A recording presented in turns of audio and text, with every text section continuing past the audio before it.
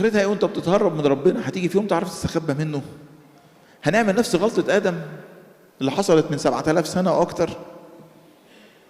راح يستخبى من ربنا ورا الشجر، وربنا يسأله أين أنت؟ وأنت فاكر يا آدم هو مش عارف أنت فين فبيسألك؟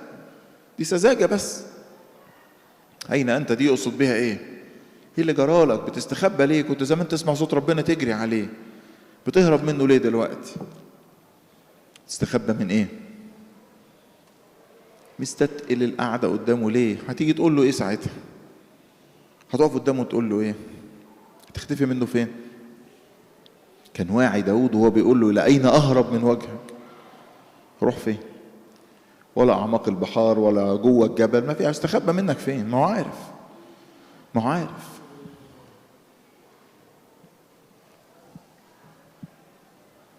العالم ده كله في قبضة يد الله وانت بتجري عليه، هتروح فين؟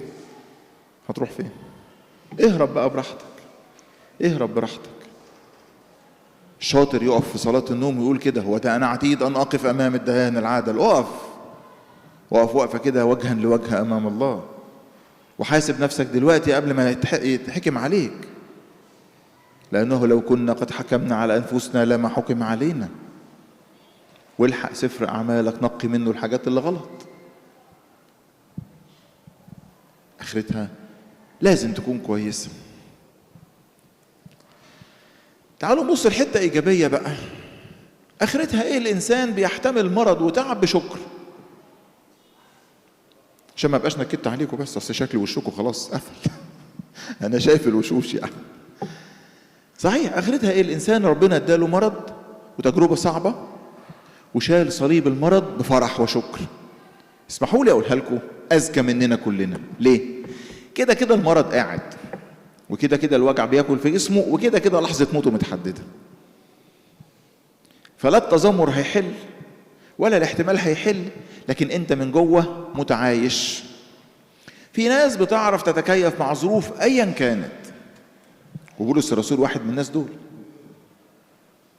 قال: تدربت في كل شيء اني اشبع واني اجوع او استفضل. اكل لغايه ما يفيض عني، واكل لغايه ما ابقى حتى لسه ما شبعتش يعني. وقال بعدها الكلمه المعروفه: استطيع كل شيء في المسيح الذي يقويني. عرفت تعملها ازاي دي يا بولس؟ الانسان الواعي يجي في الصيام يقول لك: اعرف اكل اكل صيامي وما اتذمرش، وفي الفطار اكل واشبع وابقى مبسوط واشكر ربنا ومتهلل، واخد ده من ايد ربنا واخد ده من ايد ربنا. اللي اتعود ياخد من ايد ربنا يحتمل. اخرتها ايه بقى؟ الانسان عرف يحتمل وهو شاكر الله. شفتوها في مثل الغني والعازر. العازر حصل له ايه؟ حملته الملائكه لحضن ابونا ابراهيم، ما راحش حته وحشه. ايه الفضيله اللي كانت عنده؟ ده راجل عيان مطروح، ما سمعناش حاجه، لا شفنا صلوات ولا مطانيات ولا وعظات ولا خدمه ولا حاجه، لكن كان عنده فضيله اسمها احتمال. فاخرتها ايه؟ الانسان احتمل، مكافاه ابديه.